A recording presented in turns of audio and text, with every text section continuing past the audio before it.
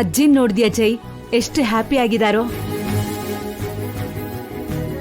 ನಿನ್ನೆ ಈ ತರ ಇರ್ಲಿಲ್ಲ. ನೀನ್ ಬರ್ತೀಯೋ ಇಲ್ವೋ ಅಂತ ಚಿಂತೆಲಿ ಪೇಷಂಟ್ ತರ ಇದ್ರು. ಹೌದು ಜೈ, ಅಜ್ಜಿ ಕಂಡೀಷನ್ ನೋಡಿದಾಗ ತುಂಬಾನೇ ಭಯ ಆಗಿತ್ತು. ಲಕ್ಕಿಲಿ ನೀನ್ ಬಂದೆ, ಇಲ್ಲಾಂದ್ರೆ ಪರಿಸ್ಥಿತಿನ ಊಹಿಸ್ಕೊಳ್ಳೋಕ್ಕೂ ಕಷ್ಟ ಆಗ್ತಿತ್ತು. ನಾನ್ ಬರ್ತೀನಿ ಅಂತ ನಾಣಿ ಹೇಳ್ದ ಅಲ್ವಾ ಅಜ್ಜಿ, ಯಾಕೆ ಯೋಚನೆ ಮಾಡ್ತಿದ್ದೆ? ನಿನ್ಗೋಸ್ಕರ ದೇವಿಪುರಕ್ ಬಂದಿದ್ದೆ, ನೀನ್ ಬರ್ಲೇ ಇಲ್ಲ. 2 ಸಲ ನಿನ್ಗೋಸ್ಕರ ಕಾದು ಕಾದು ವಾಪಸ್ ಬಂದೆ.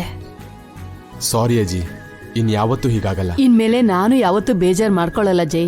ಯಾಕೆ ಗೊತ್ತಾ, ನನ್ನನ್ನ ನಗ್ಸೋಕೆ ಮಕ್ಳಿದ್ದಾರೆ. ನೀನ್ ಬಂದಿರೋ ಸಂತೋಷದ್ಕಿಂತ ಹೆಚ್ಚಾಗಿ ಸಂತೋಷನ ಆ ಮಕ್ಕಳು ನನಗ್ ಕೊಟ್ಟಿದ್ದಾರೆ.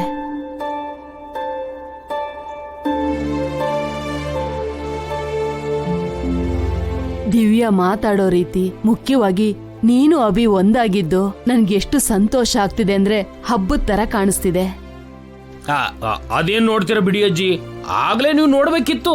ಸಾರು ಅಬ್ಬಿ ಹಗ್ ಮಾಡ್ಕೊಂಡ್ರು, ನೋಡೋದಕ್ಕೆ 2 ಕಣ್ಣು ಸಾಲಿಲ್ಲ.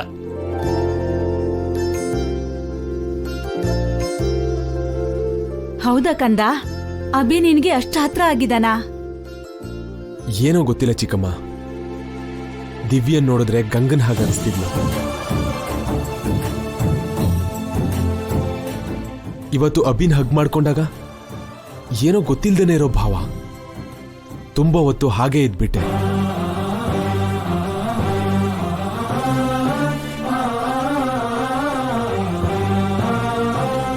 ಅವನ್ನ ಟಚ್ ಮಾಡ್ತಿದ್ದ ಹಾಗೆ ಯಾವುದೋ ಗೊತ್ತಿಲ್ದಿರೋ ಒಂದು ವೈಬ್ರೇಷನ್ ಬಂತು. ಅವನು ನನ್ನ ಸ್ವಂತ ಅನ್ನೋ ಫೀಲಿಂಗ್ ಬಂತು.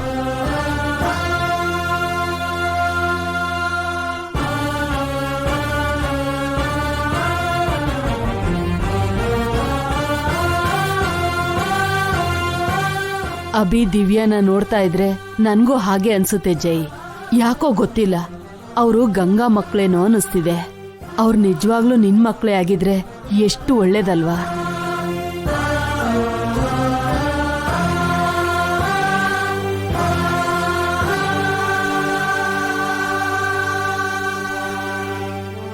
ನಿಜಾನೇ ಕಂದ, ಗಂಗಾ ಸಾಯ್ಬೇಕಾದ್ರೆ ಅವಳ ಹೊಟ್ಟೆಲಿ ಅವಳಿ ಜವಳಿ ಮಕ್ಳಿದ್ರು ಅಂತ ಡಾಕ್ಟರ್ ಹೇಳಿದ್ರು.